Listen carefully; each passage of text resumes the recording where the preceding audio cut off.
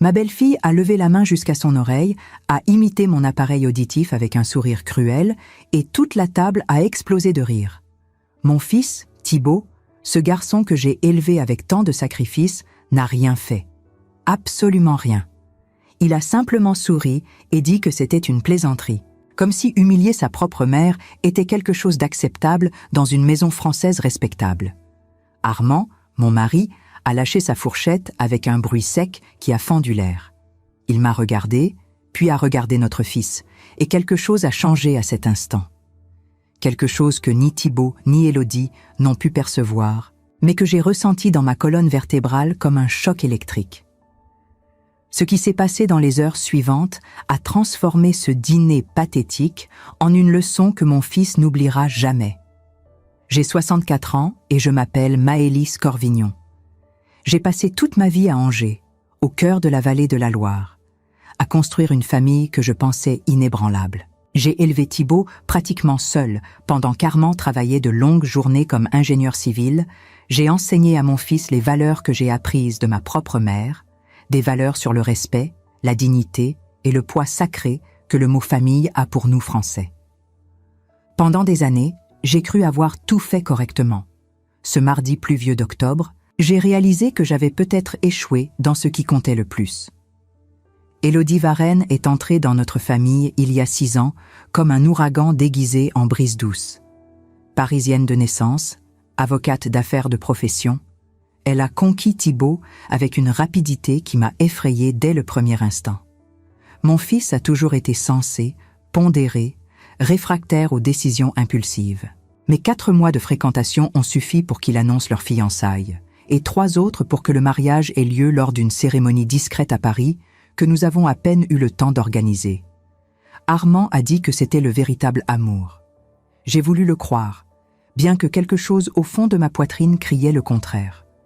Les signes ont commencé petits. Élodie annulait des visites en invoquant des réunions urgentes, arrivait en retard au déjeuner du dimanche et passait tout son temps sur son portable à répondre à des emails qui ne pouvaient jamais attendre. Elle faisait des commentaires sur notre maison démodée, sur Angers trop provincial, sur mes plats traditionnels trop lourds pour l'estomac moderne. Thibaut riait de ces observations comme si c'était du charme parisien, de la sophistication cosmopolite, alors qu'en réalité c'était du mépris pur enveloppé de soi. J'ai avalé chaque commentaire en silence, parce que j'ai appris depuis l'enfance que les femmes de ma génération ne font pas de scandale, ne confrontent pas, n'exigent pas le respect, alors qu'elles devraient simplement le recevoir. Ce mardi-là, précisément, Thibaut avait appelé 3 jours auparavant, tout excité, pour annoncer une visite surprise. Il avait reçu une promotion importante à la banque et voulait la fêter avec nous à Angers, loin de l'agitation parisienne. J'étais ravie. J'ai passé 2 jours à tout préparer avec soin. J'ai nettoyé la maison de fond en comble, changé les nappes en lin brodé que je garde pour les occasions spéciales, préparé un coq au vin en suivant la recette que ma grand-mère m'a enseignée quand j'avais 12 ans. Armand a choisi un chinon rouge exceptionnel de notre petite collection et a même acheté des fleurs fraîches au marché de la Doutre, ces roses couleur pêche qui ont toujours décoré notre table lors des moments heureux.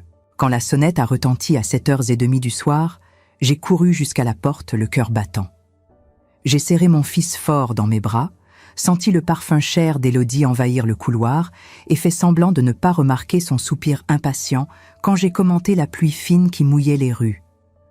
Armand a salué tous les deux avec une politesse cordiale, servi du vin rouge dans des verres en cristal et conduit tout le monde jusqu'à la salle à manger où la table brillait sous le lustre ancien qui a appartenu à mon arrière-grand-mère.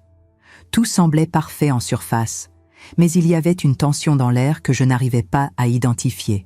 Quelque chose qui vibrait entre les lignes des conversations polies sur les embouteillages de Paris et les dernières rénovations urbaines d'Angers.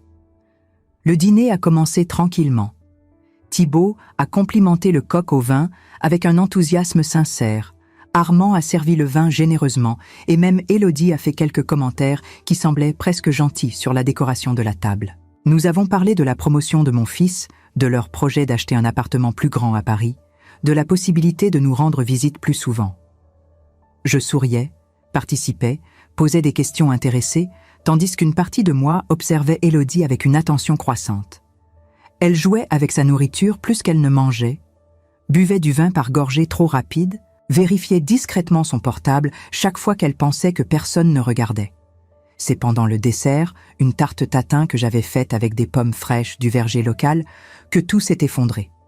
J'avais posé une question à Thibaut sur les projets de fin d'année et je n'avais pas bien entendu sa réponse à cause du bruit de la pluie battant contre les fenêtres. J'ai demandé qu'il répète, ajustant discrètement mon appareil auditif comme je le fais des dizaines de fois par jour depuis 3 ans, depuis que la perte auditive a commencé à me gêner. C'était un geste automatique, inconscient, absolument banal. Élodie l'a vu, et elle a décidé d'en faire un spectacle. Elle a levé sa main droite jusqu'à son oreille, a fait un mouvement exagéré comme si elle ajustait quelque chose d'invisible et a dit d'une voix criarde en imitant une vieille caricaturale que j'étais apparemment « Quoi ? Je n'ai pas entendu, répète plus fort !» Toute la table s'est figée une fraction de seconde avant qu'Élodie n'éclate d'un rire haut, cristallin, absolument convaincue de sa propre drôlerie. Thibaut l'a regardée, puis m'a regardée, et au lieu de réprimander ce manque grotesque de respect, au lieu de défendre sa propre mère de l'humiliation publique, mon fils a souri. Il a souri et a dit d'un ton condescendant qui a fait plus mal qu'une gifle « Élodie, chérie, c'est juste une plaisanterie.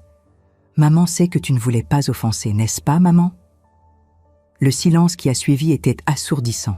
J'ai senti mon visage brûler. Mes mains ont légèrement tremblé en tenant la serviette en lin brodé, et quelque chose à l'intérieur de ma poitrine s'est brisé en morceaux si petits que je ne pourrais jamais les rassembler. Armand a lâché sa fourchette avec un bruit métallique qui a résonné dans la salle à manger. Il n'a rien dit, mais l'expression sur son visage était celle de quelqu'un qui venait d'assister à quelque chose d'impardonnable. Mon mari s'est levé lentement, a marché jusqu'au buffet ancien où nous gardons des documents importants et a pris un dossier que je ne savais même pas qui était là. Il est revenu à la table, a posé le dossier devant Thibaut avec une délicatesse contrôlée et a dit seulement 5 mots qui ont transformé cette nuit. Nous devons parler d'héritage. Thibaut a pâli instantanément. Élodie a cessé de rire. L'air dans la pièce est devenu dense, chargé de quelque chose qu'aucun de nous ne pouvait encore nommer, mais que tous ressentèrent pressé contre la poitrine. Armand a ouvert le dossier révélant des documents officiels, des papiers timbrés du notaire et des registres immobiliers qui ont fait avaler difficilement mon fils. À ce moment-là, j'ai compris que mon mari avait préparé quelque chose, planifié quelque chose sans me le dire, et que l'humiliation que je venais de subir ne serait que le début d'une nuit qui changerait tout. J'ai regardé Thibaut, j'ai vu la panique grandir dans ses yeux verts, si semblables aux miens, et j'ai ressenti un mélange confus de douleur maternelle et de satisfaction amère. Élodie a tenté de garder son sang-froid, mais ses mains ont serré la serviette avec une force révélatrice. Armand est resté debout, imposant même à ses 67 ans, attendant que notre fils assimile ce qu'il était sur le point de découvrir. La pluie continuait à tomber dehors, lavant les rues anciennes d'Angers avec une persistance monotone, tandis qu'à l'intérieur de notre maison de 3 générations, des secrets que j'ignorais moi-même commençaient à émerger des ombres. Si vous êtes arrivé jusqu'ici, je dois vous demander quelque chose qui vient du cœur.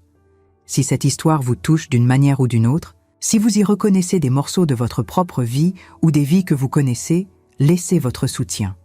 Un simple pouce levé me montre que je ne suis pas seul dans cette douleur. Et si vous le pouvez, dites-moi dans les commentaires d'où vous m'écoutez en ce moment. Parfois, on a besoin de savoir que nos histoires résonnent dans d'autres cœurs, que d'autres femmes comprennent cette douleur silencieuse que nous portons. Merci d'être là avec moi. Armand a commencé à parler d'une voix basse mais ferme, expliquant que nous devions discuter de l'avenir de l'héritage familial avant que des malentendus ne créent des problèmes irréversibles. Thibaut a balbutié quelque chose sur le fait que ce n'était pas le moment approprié, que nous pourrions en parler à une autre occasion plus tranquille, mais mon mari a levé la main coupant toute objection. Ce n'était pas une suggestion, c'était une décision. Élodie a tenté de se lever en invoquant la fatigue du voyage, mais Armand a demandé qu'elle reste assise, parce que le sujet la concernait aussi, surtout elle. Son ton n'admettait aucune discussion. C'est alors que j'ai découvert quelque chose que mon mari enquêtait depuis des mois. Armand a ouvert la première page du dossier, révélant des documents qui montraient des mouvements financiers suspects sur le compte joint que Thibaut maintenait avec Élodie. De gros virements vers des comptes que mon fils ne connaissait pas, des prêts contractés en son nom sans autorisation, des dettes accumulées qui compromettaient non seulement leur avenir, mais touchaient aussi à des biens qui appartenaient techniquement encore à notre famille. Armand avait engagé un détective privé 3 mois auparavant, discrètement, sans me le dire, pour ne pas m'inquiéter. Ce qu'il a découvert était dévastateur. Élodie n'était pas exactement celle qu'elle prétendait être. Oui, elle travaillait comme avocate, mais sa spécialité n'était pas le droit des affaires, mais le droit successoral, les héritages, le partage des biens. Elle avait rencontré Thibault dans des circonstances qui n'étaient pas une coïncidence. Elle l'avait abordé lors d'un événement caritatif où mon fils avait commenté la propriété familiale à Angers, la valeur historique de notre maison, les investissements qu'Armand maintenait depuis des décennies. 3 semaines plus tard, ils commençaient à sortir ensemble. 4 mois plus tard, ils étaient fiancés. Le mariage a été rapide, simple, loin d'Angers intentionnellement. Tout planifié avec une précision chirurgicale.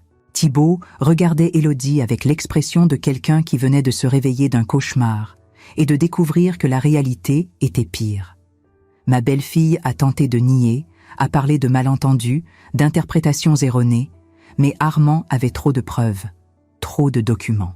Des conversations enregistrées, où Élodie discutait avec une amie d'accélérer le processus pour garantir l'accès à l'héritage avant que les vieux ne changent d'avis. Mon estomac s'est retourné. Mon fils a pâli encore plus si c'était possible. Et moi, assise sur cette chaise qui a appartenu à ma grand-mère, j'ai ressenti un calme étrange me gagner, comme si enfin tout prenait sens. Armand a alors révélé la décision qu'il avait prise seul, mais que je soutiendrai entièrement dès que j'en comprendrai l'étendue. Il avait modifié le testament sans consulter Thibault, redistribuant les biens de manière à ce que notre belle-fille n'ait jamais accès directement à quoi que ce soit qui nous appartienne. La maison d'Angers serait transformée en usufruit viager pour moi au cas où Armand mourrait le premier, empêchant toute vente ou transfert tant que je vivrais. Les investissements seraient dirigés vers une fondation caritative avec des clauses spécifiques. Thibault hériterait, oui, mais seulement sous des conditions strictes qui incluaient la séparation totale des biens avec Élodie et la preuve d'un véritable changement de caractère. Sinon, tout serait donné. Le silence qui est tombé sur la table était absolu. Élodie était livide, tremblant de rage contenue. Thibault semblait un garçon perdu, incapable de comprendre que sa femme l'avait manipulé depuis le premier jour et que ses parents venèrent de couper l'accès à la fortune qu'il considérait probablement comme acquise. Armand a fermé le dossier, m'a regardé avec une tendresse fatiguée et a dit que nous devions protéger ce que nous avions construit ensemble pendant des décennies de travail honnête, que l'amour véritable ne se mesure pas en héritage, mais en respect, en dignité, en ne permettant pas qu'on se moque de sa mère pendant un dîner. Élodie a explosé. Elle a traité Armand de manipulateur, de contrôlant, a accusé notre famille d'être trop rétrograde et provinciale pour comprendre le monde moderne. Elle a crié que Thibault était faible, qu'elle méritait mieux, qu'elle avait perdu des années précieuses dans ce mariage inutile. Mon fils a tenté de la calmer, mais elle l'a repoussé, a pris son sac trop cher et est sortie en claquant la porte avec une violence qui a fait trembler le lustre. Le son de sa voiture démarrant sous la pluie a résonné dans la rue vide. Thibault est resté là, perdu, nous regardant comme s'il demandait des réponses que nous ne savions pas donner. Armand a posé sa main sur l'épaule de notre fils et a dit qu'il avait des choix à faire. Il pouvait courir après Élodie et continuer à vivre un mensonge, ou il pouvait rester, affronter la vérité et reconstruire sa vie avec dignité. Il n'y a pas eu d'ultimatum, pas de chantage émotionnel, juste la constatation douloureuse que certaines décisions définissent qui nous sommes vraiment. Thibault a pleuré cette nuit-là, pleuré comme je ne l'avais pas vu depuis son enfance. Et pour la première fois en années, j'ai senti qu'il y avait peut-être encore de l'espoir pour mon fils. Mais ce qui allait se passer dans les jours suivants nous testerait tous de manière que nous n'avions jamais imaginé possible. Et ce n'était que le début, parce que quand Élodie a découvert ce qui était vraiment en jeu, elle n'a pas abandonné. Au contraire, ce qu'elle a fait ensuite a failli détruire notre famille une fois pour toutes. Mais avant cela, J'ai dû prendre une décision qu'Armand lui-même n'attendait pas de moi. Une décision qui changerait tout. Les 3 jours qui suivirent ce dîner catastrophique furent parmi les plus étranges de ma vie. Thibaut resta à Angers, installé dans sa chambre d'enfance que je n'avais jamais eu le courage de transformer en autre chose, entouré de posters jaunis de footballeurs des années 90 et de trophées scolaires accumulés durant son adolescence studieuse. Il ne parlait presque pas, descendait pour les repas avec des yeux rougis qui trahissaient des nuits blanches et repartait s'enfermer sitôt la dernière bouchée avalée. Armand respectait ce silence, conscient que notre fils traversait une crise d'identité dont il devait sortir seul, mais je voyais la douleur dans le regard de mon mari chaque fois qu'il croisait Thibaut dans le couloir. Élodie appelait sans arrêt. Le téléphone de Thibaut vibrait à toute heure, affichant des messages que j'imaginais osciller entre supplications désespérées et menaces à peine voilées. Mon fils lisait chacun d'eux avec une expression indéchiffrable, ne répondait jamais immédiatement, mais ne bloquait pas non plus le numéro. Cette hésitation me terrifiait plus que tout le reste, car elle révélait que l'emprise d'Élodie sur lui demeurait puissante malgré les révélations accablantes de cette soirée. Armand avait beau répéter que Thibaut finirait par voir clair, je connaissais suffisamment les femmes, comme ma belle-fille, pour savoir qu'elles ne lâchent jamais prise facilement quand des intérêts financiers sont en jeu. Le 4e jour, un vendredi matin, où le brouillard automnal enveloppait Angers d'une brume épaisse qui étouffait les sons de la ville, Élodie débarqua sans prévenir. J'étais seule à la maison, Armand ayant dû se rendre à son bureau pour finaliser un dossier urgent, et Thibaut était sorti marcher le long de la Maine, comme il le faisait chaque matin depuis son arrivée, cherchant dans le mouvement de l'eau des réponses que personne ne pouvait lui donner. Quand la sonnette retentit avec insistance, j'eus un pressentiment désagréable qui se confirma dès que j'ouvris la porte. Élodie se tenait là, trempée par la pluie fine qui s'était mise à tomber, maquillage parfait malgré l'humidité, vêtue d'un tailleur Dior qui devait coûter plus que notre budget mensuel. Elle ne demanda pas la permission d'entrer, me bouscula presque pour pénétrer dans le vestibule et se retourna vers moi avec une expression que je ne lui connaissais pas. Mélange de rage contenue et de détermination glaciale.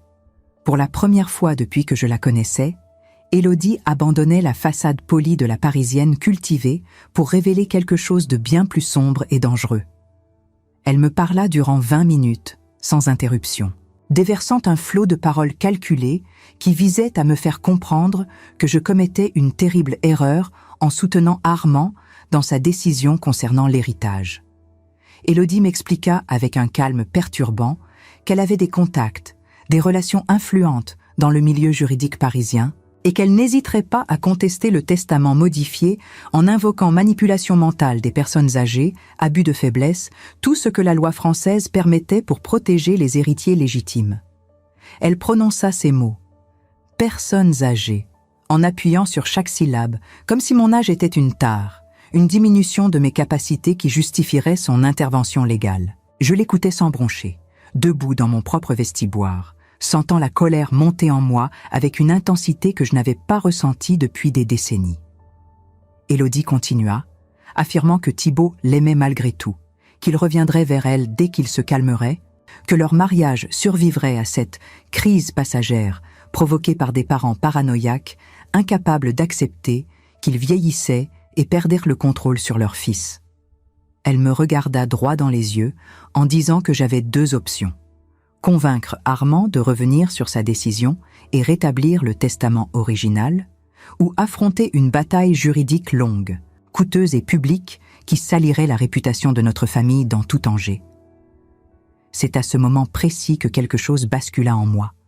Durant 64 ans, j'avais été Maëlys la discrète, Maëlys la conciliante, celle qui évitait les conflits et préférait le silence à la confrontation. J'avais encaissé les remarques désobligeantes, les commentaires condescendants, les humiliations petites et grandes, sans jamais répliquer vraiment. Mais debout face à cette femme qui me menaçait dans ma propre maison, qui osait utiliser mon âge comme arme contre moi, je compris que le silence n'était pas de la sagesse, mais de la lâcheté.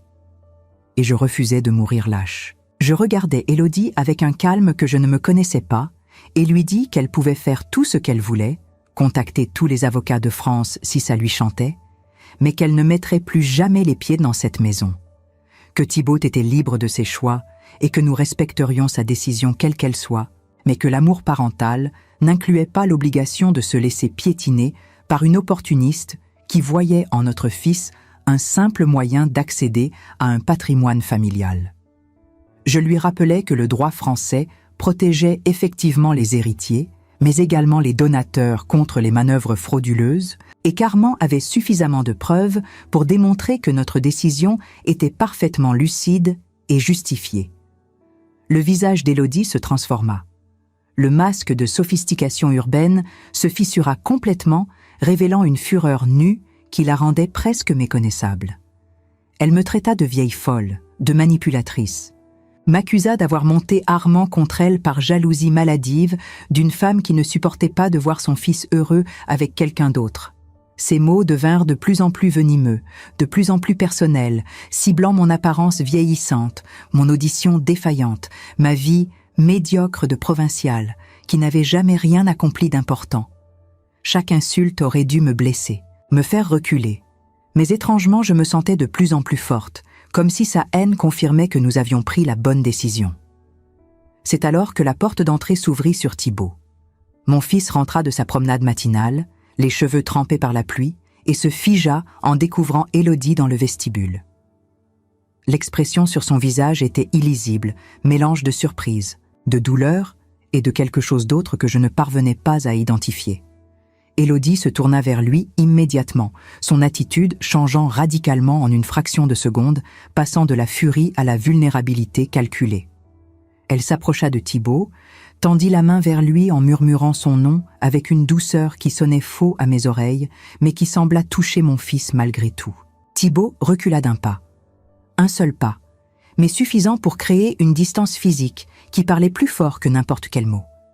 Élodie se figea, sa main tendue suspendue dans le vide comme un reproche silencieux. Mon fils la regarda longuement avant de parler, et quand il le fit, sa voix était basse mais ferme d'une manière que je ne lui connaissais pas depuis son adolescence. Il lui dit qu'elle devait partir, que venir ici sans invitation était déplacé, et qu'il parlerait de plus tard quand il serait prêt, mais certainement pas maintenant, et certainement pas dans la maison de ses parents. Élodie tenta de discuter, de plaider sa cause, mais Thibaut répéta sa demande avec une autorité nouvelle qui me fit presque pleurer de soulagement. Ma belle-fille comprit qu'elle avait perdu cette manche. Elle me lança un dernier regard chargé de haine pure avant de claquer la porte derrière elle avec assez de violence pour faire trembler le cadre ancien. Le silence qui suivit son départ fut étrangement apaisant, comme si une présence toxique venait d'être expulsée de notre foyer et que nous pouvions enfin respirer normalement. Thibaut resta debout dans le vestibule, dégoulinant d'eau de pluie sur le parquet que j'avais ciré la veille. Je voulus le prendre dans mes bras, mais quelque chose dans son attitude me retint. Mon fils leva les yeux vers moi, et ce que je vis dans son regard me bouleversa. De la honte, du regret, mais aussi une résolution naissante qui me donna l'espoir qu'il trouverait peut-être son chemin hors de ce chaos. Il s'excusa pour tout, pour Élodie, pour le dîner, pour ne pas avoir défendu sa propre mère quand il le devait. Sa voix se brisa sur les derniers mots, et cette fois, je ne pus m'empêcher de le serrer contre moi, comme je le faisais quand il était enfant. Nous restâmes ainsi plusieurs minutes, mère et fils réunis dans un vestibule humide, réparant en silence des années de distance émotionnelle qui s'étaient creusées sans que nous nous en rendions compte. Quand Armand rentra 1 heure plus tard et nous trouva attablés dans la cuisine autour d'un café, discutant calmement de l'avenir et des choix difficiles que Thibaut devrait faire, je vis dans les yeux de mon mari une satisfaction tranquille.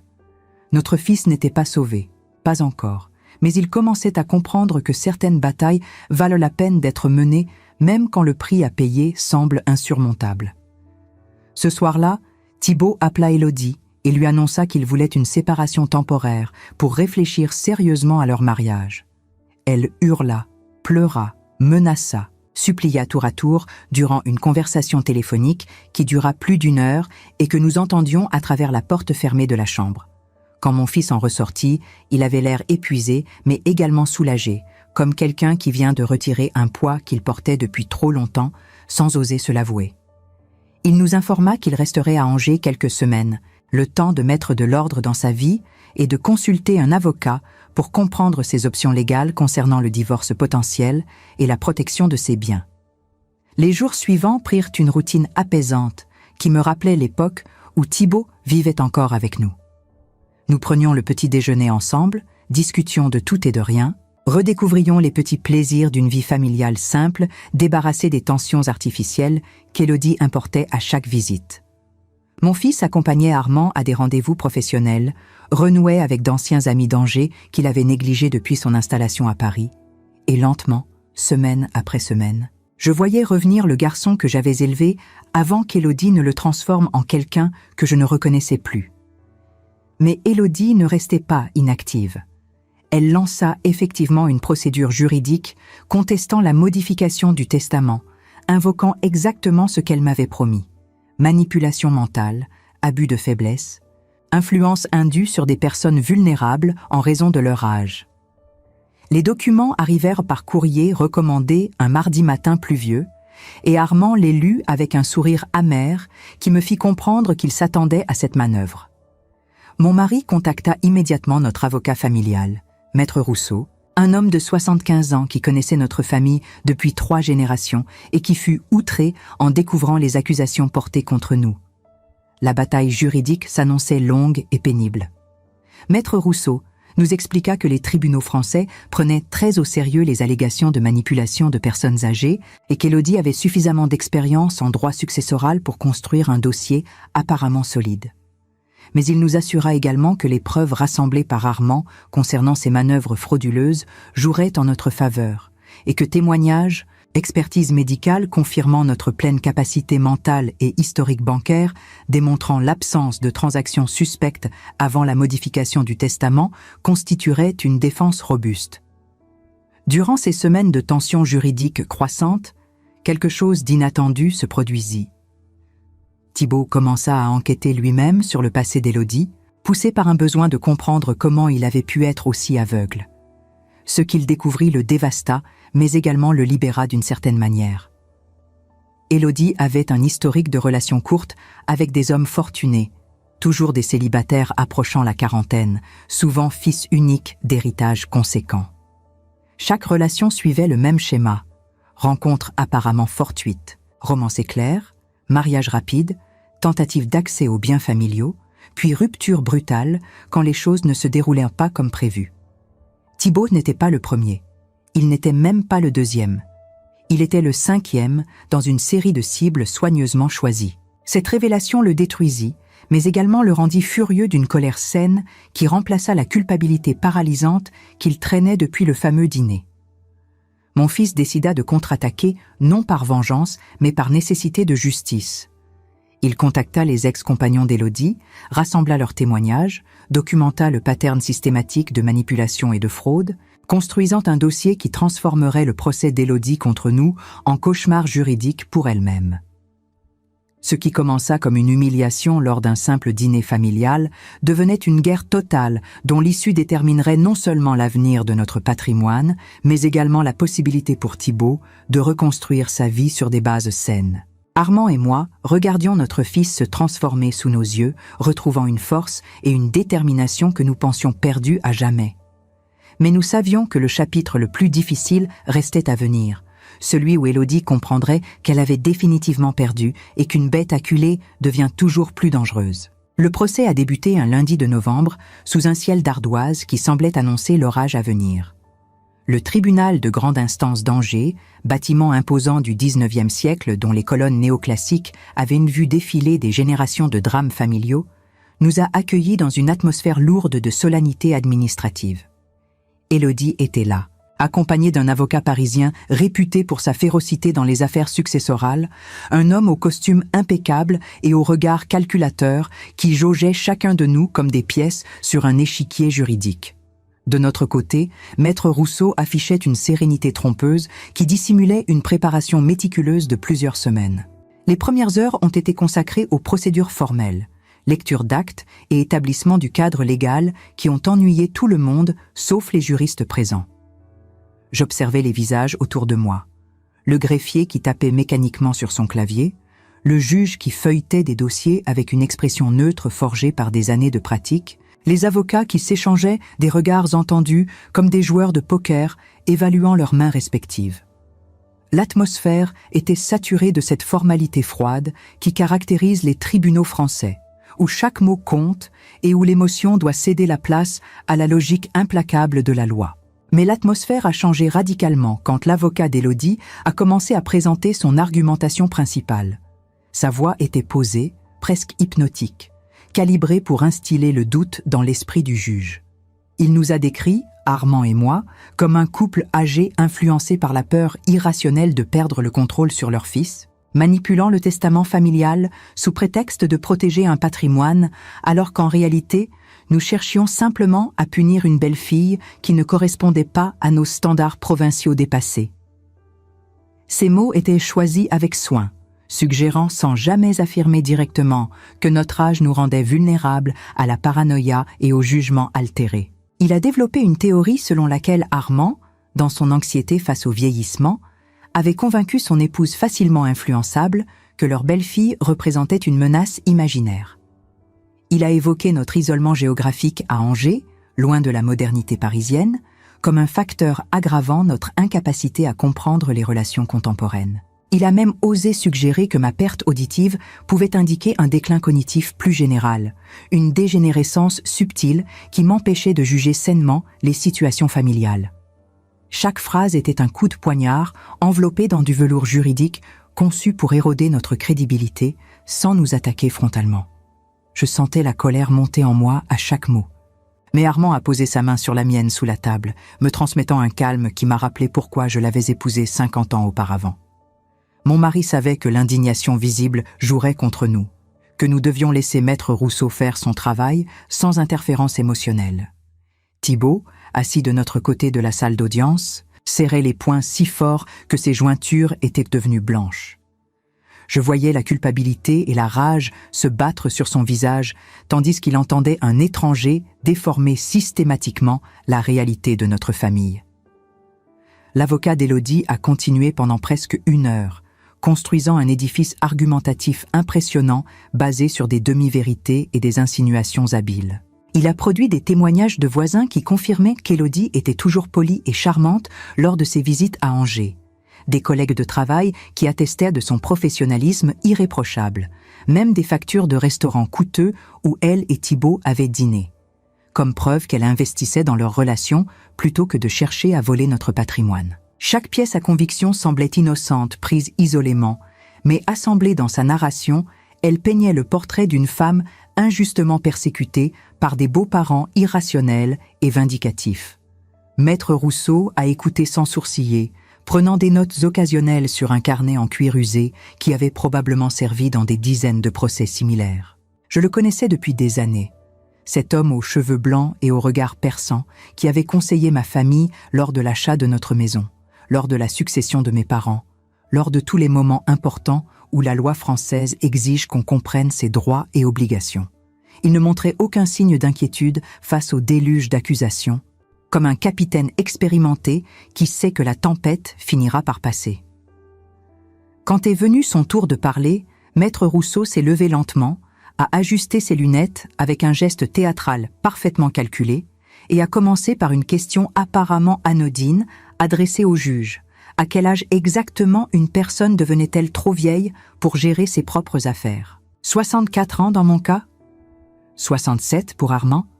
75 pour lui-même, qui pratiquait le droit depuis plus d'un demi-siècle avec une acuité intellectuelle que peu de jeunes avocats pouvaient égaler? Le juge a froncé les sourcils, comprenant immédiatement l'implication. L'avocat d'Élodie a protesté, invoquant la mauvaise foi et la déformation de ses arguments. Mais Maître Rousseau a continué imperturbablement. Il a établi méthodiquement que nous étions tous deux en parfaite santé mentale, confirmée par des expertises médicales récentes, effectuées par des médecins indépendants et reconnus. Il a produit des évaluations cognitives complètes montrant que mes capacités de raisonnement, de mémoire et de jugement se situaient dans la moyenne supérieure pour mon groupe d'âge. Il a présenté des témoignages de nos médecins traitants attestant que ni l'un ni l'autre ne présentions de signes de démence, de confusion mentale ou d'altération du jugement. Ma perte auditive, loin d'être le symptôme d'un déclin général, était simplement une condition médicale banale, parfaitement gérée avec un appareil moderne et efficace. Puis Maître Rousseau a produit le dossier qu'Armand avait constitué sur Élodie, et l'atmosphère dans la salle d'audience a changé instantanément. Documents bancaires montrant les transferts frauduleux, montants précis, dates exactes, comptes destinataires dont Thibault ignorait l'existence jusqu'à ce qu'Armand les découvre. Enregistrement de conversations compromettantes où Élodie discutait avec une complice de stratégie pour maximiser l'accès aux actifs familiaux avant que les vieux ne modifient leurs dispositions testamentaires. Témoignages d'employés de banque alertés par des transactions suspectes qui ne correspondaient pas au profil habituel de notre fils, des retraits importants effectués à des heures inhabituelles, des virements vers des paradis fiscaux qui n'avaient aucune justification légitime. Chaque pièce était présentée méthodiquement, numérotée, référencée, accompagnée d'explications claires qui construisaient une image accablante d'une manipulation systématique qui avait commencé bien avant la modification du testament contesté. Maître Rousseau ne se contentait pas d'empiler des preuves, il racontait une histoire cohérente et dévastatrice. Celle d'une prédatrice professionnelle qui avait ciblé notre fils avec la précision d'un chirurgien, identifiant ses vulnérabilités émotionnelles et financières pour mieux les exploiter. L'avocat d'Élodie tentait d'objecter régulièrement, de contester la validité de certaines preuves, d'invoquer des violations de la vie privée, des enregistrements obtenus illégalement, des interprétations biaisées de transactions anodines.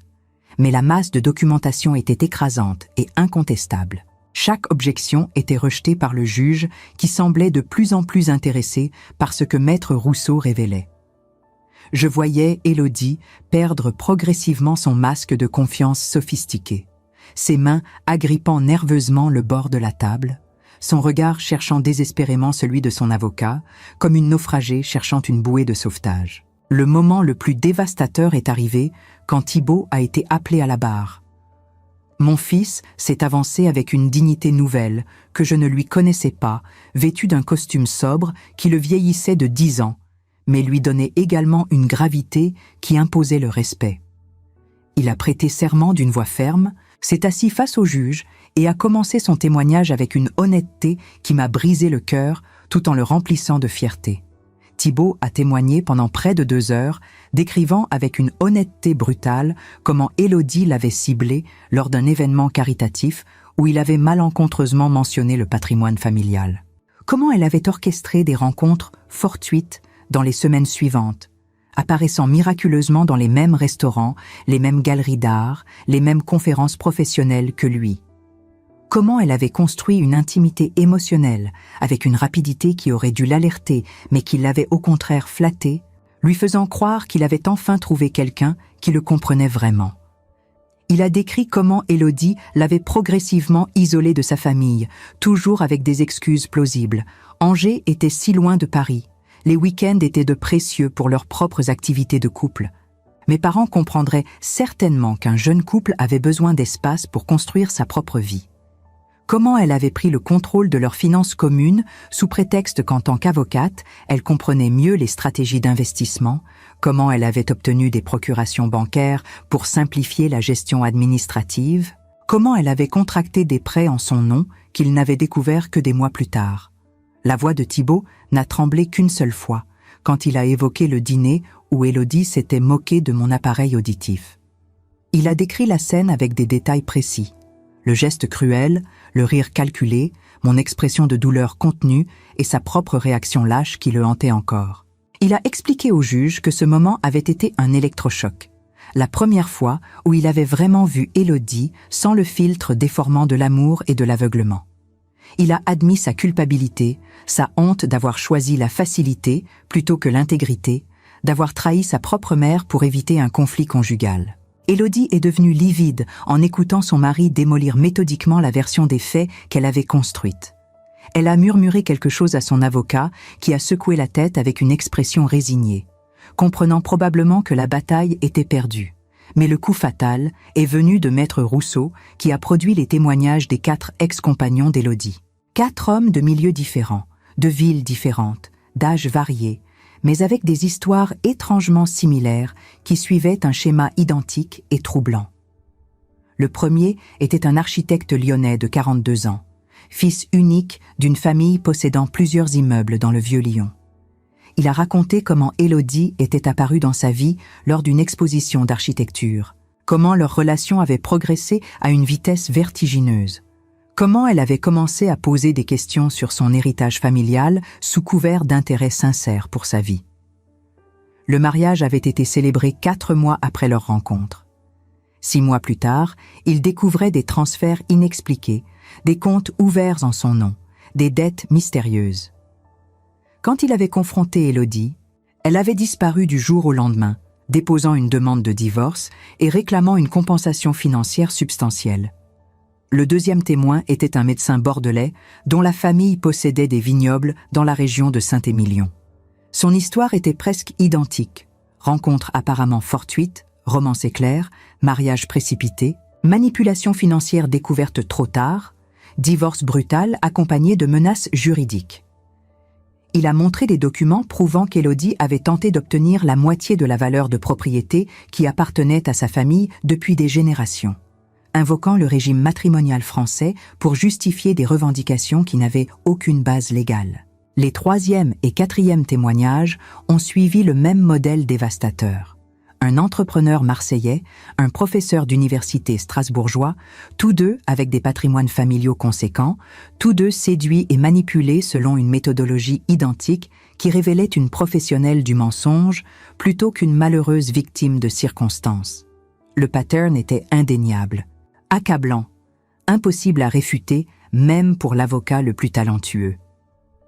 Maître Rousseau a présenté une analyse comparative des 4 cas précédents et de la situation avec Thibault, soulignant les similitudes troublantes, la durée de fréquentation avant le mariage, toujours entre 4 et 6 mois.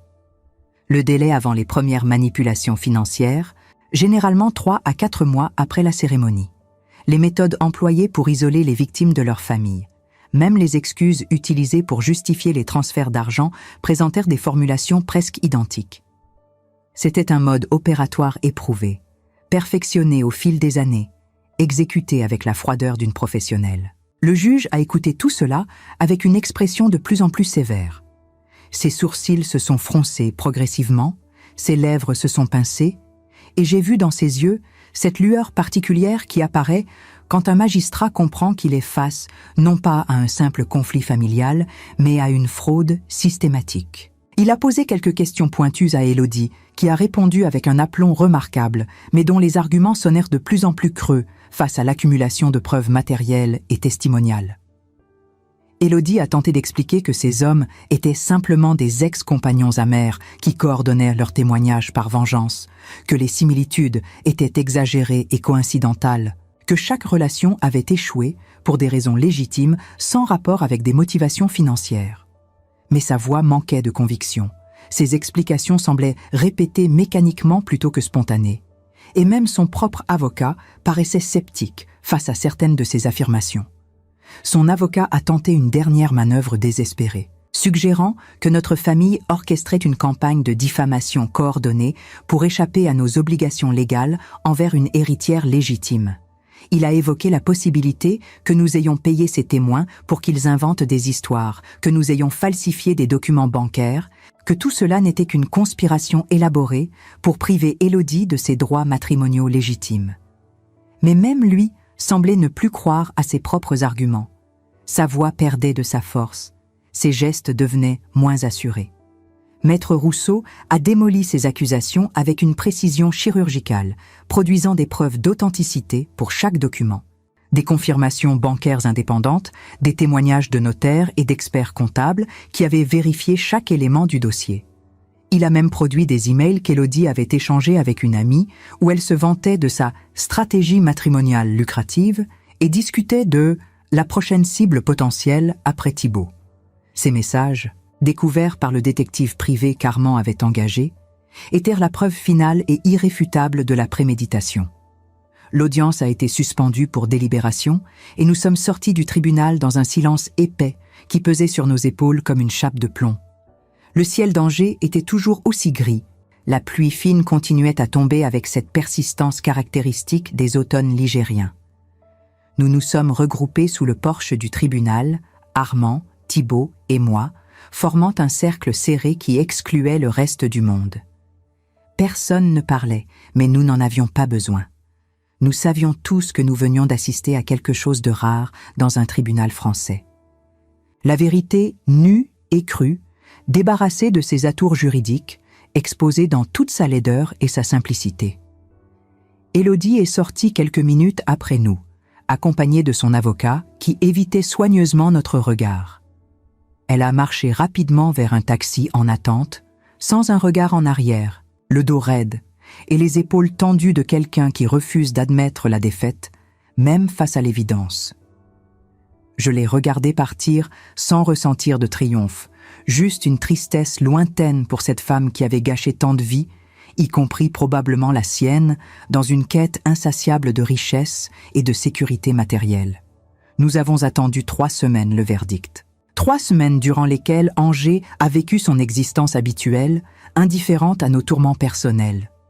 Les feuilles tombaient des platanes alignés le long de la Maine, la pluie nettoyait les pavés anciens du centre historique et les boulangeries continuaient de produire leurs baguettes dorées avec la régularité rassurante du quotidien. Thibault est resté avec nous pendant toute cette période, ne retournant à Paris que pour des rendez-vous professionnels inévitables. Durant ces journées d'attente, nous sommes redevenus presque une famille normale, comme si les 6 dernières années n'avaient été qu'une parenthèse douloureuse enfin refermée. Nous avons repris des rituels oubliés, les déjeuners du dimanche prolongés où personne ne vérifiait son téléphone, les promenades le long du château d'Angers en fin d'après-midi, les soirées tranquilles devant la cheminée où nous lisions en silence dans une proximité confortable. Thibault semblait redécouvrir la simplicité de la vie provinciale qu'il avait méprisée pendant ses années parisiennes, retrouvant un rythme plus humain où le succès ne se mesurait pas uniquement en promotion professionnelle et en acquisition matérielle. Le verdict est tombé un mercredi après-midi gris, par une notification téléphonique de Maître Rousseau, dont la voix contenait une satisfaction professionnelle à peine voilée. Le juge avait rejeté intégralement la contestation d'Élodie, validant la modification du testament effectuée par Armand dans tous ses aspects. Mais il était allé plus loin que nous l'espérions, ordonnant une enquête approfondie sur les activités financières d'Élodie pour fraude potentielle et escroquerie matrimoniale. Il avait également transmis le dossier au procureur de la République pour d'éventuelles poursuites pénales, estimant que les preuves présentées justifiaient une investigation criminelle complète. Dans son jugement écrit, que Maître Rousseau nous a lu au téléphone avec une délectation évidente, le juge avait souligné que l'âge des plaignants ne constituait nullement une preuve de vulnérabilité mentale. Au contraire, il avait noté que notre vigilance et notre capacité à identifier et documenter les manipulations d'Élodie démontraient une acuité intellectuelle remarquable. Il avait qualifié les accusations portées contre nous d'infondées et malveillantes, relevant qu'elles constituaient en elles-mêmes une tentative d'intimidation juridique caractéristique des personnes habituées à utiliser le système judiciaire comme arme d'extorsion. Le juge avait été particulièrement sévère concernant le comportement d'Élodie, décrivant les preuves présentées comme démontrant clairement un pattern de comportement prédateur répété et systématique. Il avait souligné que la protection du patrimoine familial contre de telles manipulations n'était pas seulement un droit, mais une responsabilité, et que notre décision de modifier le testament constituait un exercice légitime et prudent de ce droit. Ce n'était pas simplement une victoire juridique, c'était une vindication complète de notre jugement et de nos actions, une confirmation officielle que nous avions eu raison de nous méfier et de nous protéger. Quand nous avons raccroché avec Maître Rousseau, Armand m'a serré dans ses bras avec une intensité que je ne lui avais pas connue depuis des années. Thibault s'est joint à nous, et pendant un long moment nous sommes restés ainsi dans le salon, 3 générations réunies dans un soulagement collectif qui nous a fait comprendre combien la tension des derniers mois nous avait affectés. C'était fini. Vraiment fini. Élodie n'avait plus aucun pouvoir sur nous, aucune réclamation légitime, aucune menace crédible. Mais l'histoire ne s'arrêtait pas là, parce que les conséquences du jugement allaient bien au-delà de notre situation personnelle. Élodie a fait appel immédiatement, comme prévu, mais son avocat parisien l'a abandonné quelques jours plus tard, après que les médias locaux ont commencé à s'intéresser à l'affaire. Un journaliste du Courrier de l'Ouest, alerté par une source anonyme au tribunal, a contacté Maître Rousseau qui, avec notre accord, a livré une version soigneusement éditée des faits qui protégeait notre vie privée tout en exposant le modus operandi d'Élodie. L'article a fait sensation non seulement à Angers, mais dans toute la région Pays de la Loire. Le titre était accrocheur sans être sensationnaliste. Escroquerie matrimoniale, une Parisienne ciblait des héritiers provinciaux. Le texte décrivait le cas sans nommer personne directement, mais avec suffisamment de détails pour que quiconque connaissait Élodie puisse la reconnaître. Le journaliste avait fait son travail avec un professionnalisme qui m'a impressionné, vérifiant chaque fait, contactant les 4 ex-compagnons pour confirmer leurs témoignages, même consultant des experts en droit matrimonial pour expliquer comment de telles arnaques étaient possibles dans le cadre légal français. Bientôt, d'autres victimes potentielles ont commencé à se manifester, élargissant encore le cercle des témoignages accablants contre Élodie. Un notaire de Tours a contacté Maître Rousseau pour signaler qu'une cliente correspondant à la description d'Élodie avait tenté l'année précédente de le consulter sur des questions d'héritage concernant un compagnon dont elle n'était même pas encore mariée. Un banquier de Nantes a reconnu le pattern de transactions suspectes et a révélé qu'il avait refusé d'accorder certains prêts à un couple dont la femme ressemblait étrangement à notre belle-fille. Chaque nouveau témoignage ajoutait une pièce au puzzle, révélant une carrière criminelle bien plus étendue que ce que nous avions imaginé. Les médias nationaux ont fini par reprendre l'histoire, bien que de manière plus discrète. Le Monde a publié un article d'analyse sur les escroqueries matrimoniales ciblant les héritages familiaux, utilisant notre cas comme exemple sans nous nommer explicitement. France Inter a diffusé un reportage sur les vulnérabilités du droit successoral français face aux manipulateurs professionnels. Élodie était devenue malgré elle le symbole d'un problème social plus large, et sa capacité à pratiquer ces arnaques se réduisait de jour en jour à mesure que sa réputation se propageait dans les cercles qu'elle fréquentait. La pression médiatique et juridique a finalement eu raison de sa résistance. Son appel a été retiré silencieusement 2 mois après le jugement initial, sans explication officielle, mais avec la compréhension tacite qu'elle ne pouvait plus se permettre l'exposition publique qu'un nouveau procès entraînerait. Les autorités ont ouvert une enquête formelle sur ses activités passées, interrogeant ses ex-compagnons, examinant ses déclarations fiscales, reconstituant la trace financière de ses diverses manipulations. Nous n'étions plus impliqués directement dans cette phase, mais Maître Rousseau nous tenait informés des développements majeurs. Durant tout ce temps, quelque chose d'inattendu et merveilleux se produisait parallèlement à ces batailles juridiques.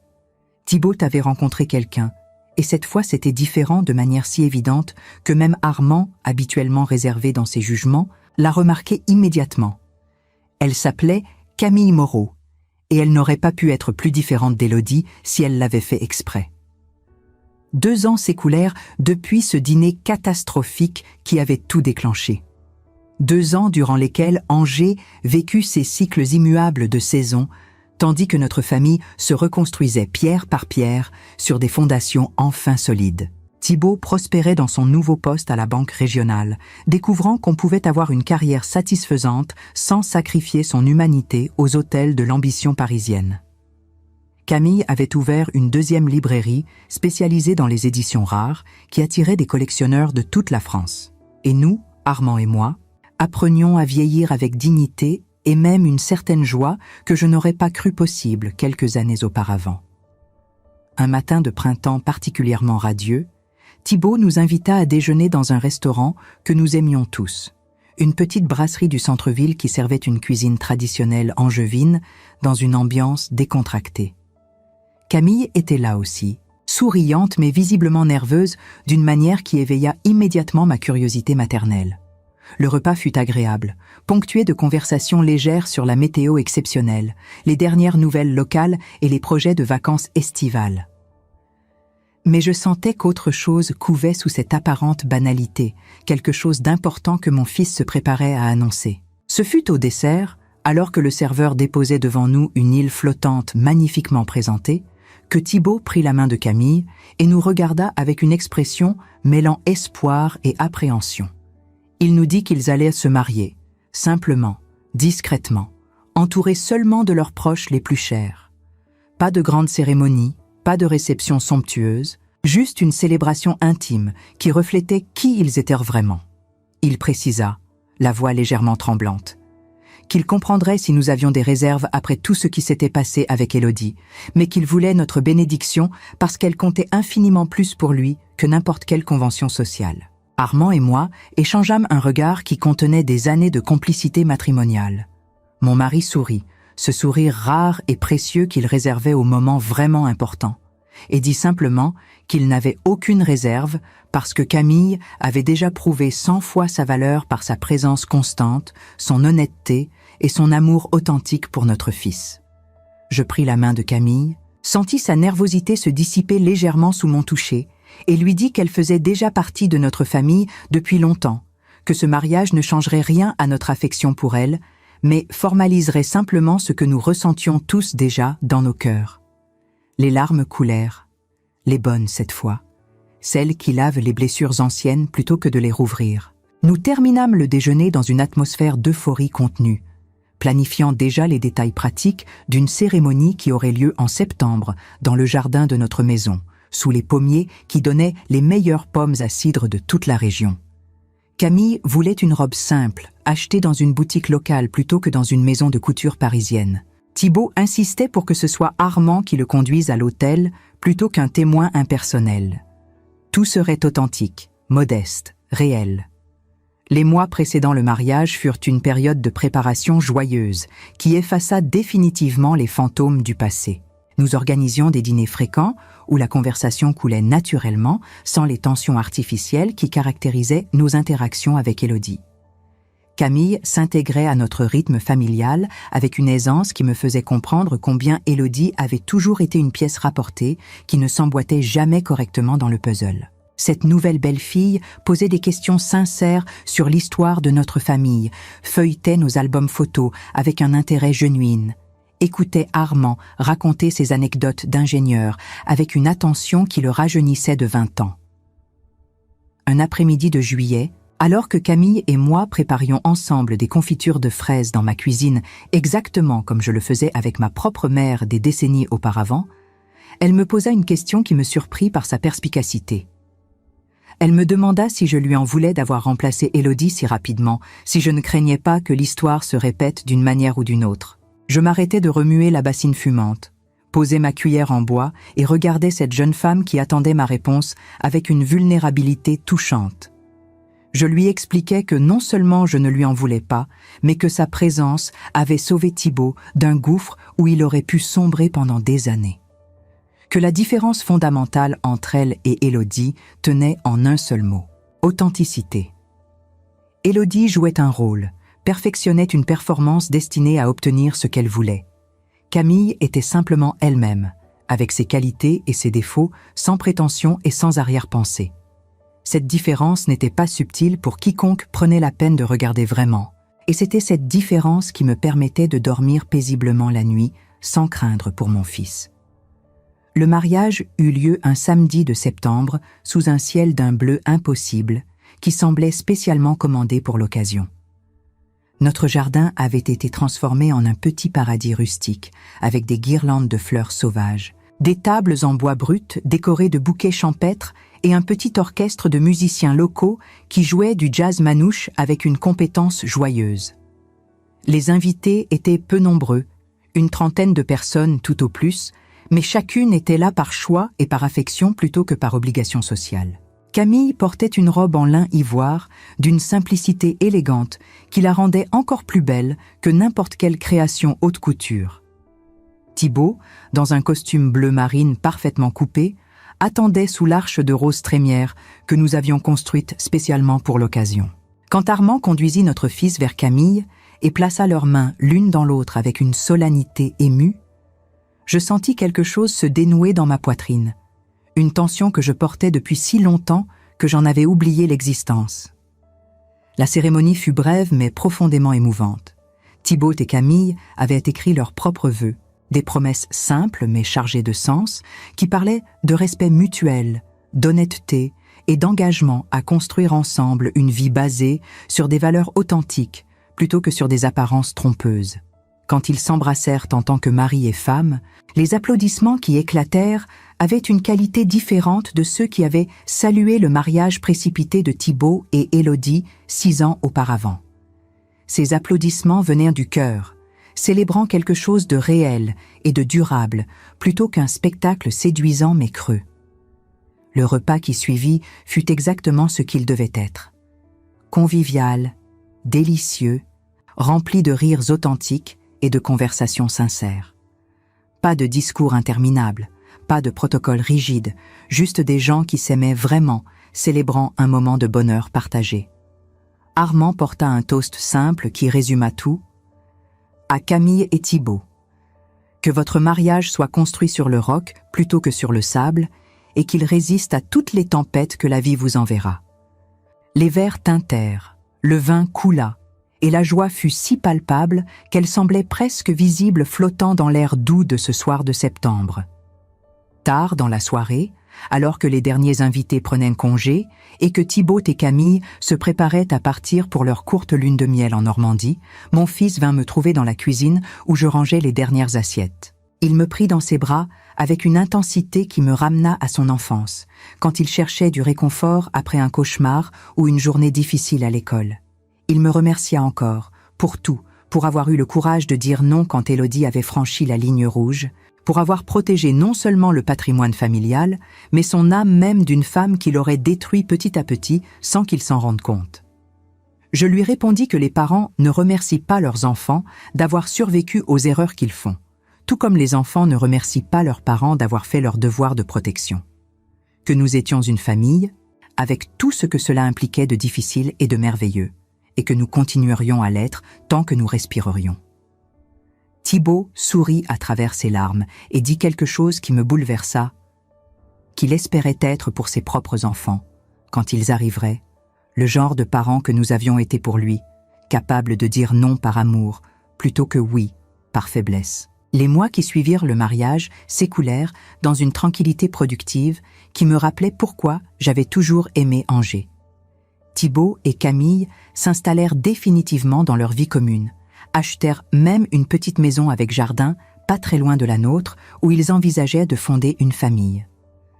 Armand et moi voyagions un peu plus, profitant de sa retraite pour découvrir des régions de France que nous avions négligées durant nos années de labeur. Mon appareil auditif nécessitait toujours des ajustements réguliers, mais je ne le voyais plus comme un signe de déclin, mais simplement comme un outil pratique qui m'aidait à profiter pleinement des conversations que je voulais avoir. Un après-midi d'hiver, alors que je me promenais seule dans le quartier de la Doutre en admirant les décorations de Noël qui commençaient à orner les vitrines, je croisai par hasard une femme qui me sembla vaguement familière. Elle était élégamment vêtue, marchait vite comme quelqu'un qui a des objectifs précis, et quand nos regards se croisèrent brièvement, je reconnus Élodie. Elle me reconnut aussi, j'en suis certaine. Mais nous passâmes l'une à côté de l'autre sans un mot. 2 étrangères qui partageaient un passé compliqué, mais n'avaient plus rien à se dire. Je ne me retournai pas pour la regarder s'éloigner. Je continuais simplement ma promenade, respirant l'air froid et pur de décembre, sentant le poids du passé glisser de mes épaules comme un manteau trop lourd, enfin retiré. Élodie appartenait à un chapitre de notre vie qui était définitivement clos. Ce qui importait maintenant, c'était le présent et l'avenir que nous construisions ensemble. Une famille recomposée non par le sang seul, mais par le choix conscient de s'aimer, de se respecter et de se soutenir quoi qu'il arrive. Le printemps suivant apporta une nouvelle qui nous remplit tous de joie. Camille était enceinte. L'annonce fut faite lors d'un de nos déjeuners dominicaux désormais traditionnels, et l'excitation qui remplit la pièce était palpable et authentique. Un petit enfant arrivait, un nouveau chapitre s'ouvrait, et cette fois tout serait différent, parce que nous avions appris, douloureusement certes, mais définitivement, à distinguer l'or véritable du clinquant trompeur. Durant les mois de grossesse de Camille, je me rapprochais encore plus d'elle, partageant les sagesses et les superstitions que ma propre mère m'avait transmises, l'accompagnant aux rendez-vous médicaux quand Thibaut ne pouvait se libérer, préparant avec elle la chambre du bébé dans leur petite maison. C'était exactement le genre de relation belle-mère-belle-fille que j'avais rêvé d'avoir avec Élodie, mais qui n'avait jamais été possible parce qu'Élodie n'était jamais vraiment là, toujours en représentation plutôt qu'en présence authentique. Un soir d'octobre, presque 3 ans jour pour jour après le dîner qui avait tout changé, je me retrouvais assise dans le même salon, à la même table, sous le même lustre de cristal. Mais cette fois, Thibaut et Camille étaient là avec leur fille nouveau-née, une petite Louise aux yeux bleus qui ressemblait étrangement à mon propre père. Armand tenait le bébé avec une tendresse maladroite qui me fit sourire, et Thibaut regardait sa femme et sa fille avec une expression de gratitude absolue qui valait tous les trésors du monde. Je pensais à ce parcours tortueux qui nous avait menés de l'humiliation à la rédemption, de la trahison à la confiance retrouvée. Je pensais à toutes les femmes de ma génération qui encaissent en silence les petites et grandes humiliations, parce qu'elles ont appris que c'était leur rôle, leur devoir, leur fardeau à porter sans se plaindre. Et je réalisais que mon refus de me taire ce soir-là, que la décision d'Armand de tracer une ligne claire, que le courage de Thibaut de reconnaître son erreur et de la corriger, tout cela avait créé quelque chose de précieux qui transcendait nos vies individuelles. Nous avions survécu. Plus encore, nous avions prospéré. Et en prospérant, nous avions démontré qu'il n'est jamais trop tard pour exiger le respect qu'on mérite, pour protéger ce qu'on a construit, pour dire non aux manipulations même quand elles viennent enveloppées dans du papier cadeau sophistiqué. Mon appareil auditif restait sur mon oreille, visible pour quiconque voulait le voir, mais personne ne riait plus. Personne n'osait plus. Parce que nous avions prouvé que sous-estimer une femme âgée était la plus grande erreur que quelqu'un pouvait faire. La vie continuait, riche de promesses et de possibilités. Louise grandirait entourée d'amour authentique plutôt que de calculs intéressés. Thibaut et Camille construiraient leur famille sur des fondations solides que nous les avions aidés à établir. Armand et moi vieillirions ensemble, avec la satisfaction tranquille de ceux qui ont combattu les batailles qui comptaient et qui les ont gagnées. Et quelque part, peut-être, Élodie comprendrait finalement que certaines victoires ne valent pas les guerres qu'elles déclenchent. Mais ça, ce n'était plus mon problème. Mon histoire, notre histoire, avait trouvé sa conclusion heureuse, non pas parce que tout était parfait, mais parce que nous avions appris à choisir ce qui comptait vraiment. Le respect sur la facilité, la dignité sur la complaisance, l'amour authentique sur les performances séduisantes. Et dans ce choix, dans cette bataille menée et gagnée, se trouvait la leçon que je voulais transmettre à ma petite fille. Ne laisse jamais personne te réduire au silence. Jamais. Peu importe qui ils sont, peu importe ce qu'ils promettent, peu importe combien il semble plus facile de simplement accepter l'inacceptable. Parce qu'au final, ce ne sont pas les années qui définissent notre valeur, mais ce que nous faisons avec ces années. Comment nous défendons notre dignité? Comment nous protégeons ceux que nous aimons? Comment nous refusons de devenir invisibles, juste parce que la société décide que notre âge nous rend moins importants? Ce soir-là, autour d'une terrine de coq au vin, une ligne fut tracée. Et de cette ligne émergea une vérité simple mais puissante. Je m'appelle Maëlys Corvignon. J'ai 66 ans maintenant, et je ne me tairai plus jamais. Avez-vous déjà ressenti cette douleur silencieuse de ne pas être respecté dans votre propre maison par ceux que vous avez élevés avec tant d'amour et de sacrifice? Cette histoire que je viens de partager avec vous n'est pas simplement la mienne. Elle appartient à toutes les femmes qui ont avalé des humiliations en silence, qui ont souri quand elles auraient dû crier, qui ont choisi la paix familiale au prix de leur propre dignité. Pendant des années, j'ai cru que c'était mon rôle, ma croix à porter, le prix à payer pour maintenir l'harmonie. Mais ce soir-là, devant cette table où 3 générations s'étaient rassemblées, j'ai compris que le silence n'est pas de la sagesse, c'est de la complicité avec sa propre destruction. Je ne sais pas où vous êtes en ce moment, peut-être dans votre cuisine en préparant le dîner, peut-être assise dans votre salon en regardant la pluie tomber par la fenêtre, peut-être couché dans votre lit en cherchant des histoires qui résonnent avec votre propre vie. Mais où que vous soyez, je veux que vous sachiez que vous n'êtes pas seul. Chaque ride sur notre visage raconte une bataille. Chaque cheveu blanc témoigne d'une épreuve surmontée. Et notre âge n'est pas une faiblesse, mais une preuve que nous avons survécu à tout ce que la vie nous a lancé. Alors je vous demande quelque chose de simple mais profondément important pour moi. Dites-moi dans les commentaires d'où vous m'écoutez. Votre ville, votre pays, n'importe où dans ce monde francophone que nous partageons. Parce que savoir que ma voix traverse les frontières et touche d'autres cœurs me rappelle que nos histoires ont du pouvoir. Et si cette histoire a réveillé quelque chose en vous, si elle a touché une corde sensible que vous pensiez oublier, je vous en prie, laissez un petit pouce levé. Ce geste simple me montre que je ne parle pas dans le vide, que quelque part une autre femme comprend cette douleur particulière d'être invisible dans sa propre famille. Nous avons passé tant d'années à être fortes pour les autres, à mettre nos propres besoins en dernier, à sourire quand nous voulions pleurer. Il est temps de reconnaître que cette force mérite d'être célébrée, que nos sacrifices ont compté, et que nous avons le droit d'exiger le respect que nous avons toujours donné aux autres sans jamais vraiment le recevoir en retour. Mais ce que je veux vraiment savoir, ce qui me tient éveillé certaines nuits, c'est ceci. Auriez-vous fait la même chose que moi? Auriez-vous eu le courage de tracer cette ligne, de dire non quand tout en vous a été conditionné à dire oui? Ou auriez-vous avalé l'humiliation une fois de plus en vous disant que la paix familiale valait ce prix? Il n'y a pas de bonne ou mauvaise réponse, chacune de nous fait ce qu'elle peut avec les cartes qu'elle a reçues. Mais j'aimerais entendre votre perspective, votre expérience et votre vérité. Racontez-moi dans les commentaires si vous avez déjà vécu quelque chose de similaire, comment vous avez réagi, ce que vous auriez fait différemment avec le recul des années. Parce que voyez-vous, ces histoires que nous partageons ici ne sont pas simplement du divertissement. Elles sont des témoignages, des validations, des preuves que nous existons et que nos vies comptent même quand le monde essaie de nous convaincre du contraire.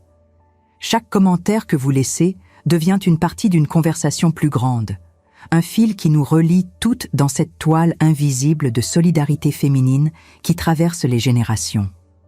Vos mots encouragent d'autres femmes à partager leurs propres histoires, à reconnaître leurs propres valeurs, à comprendre qu'elles ne sont pas folles de vouloir être traitées avec dignité.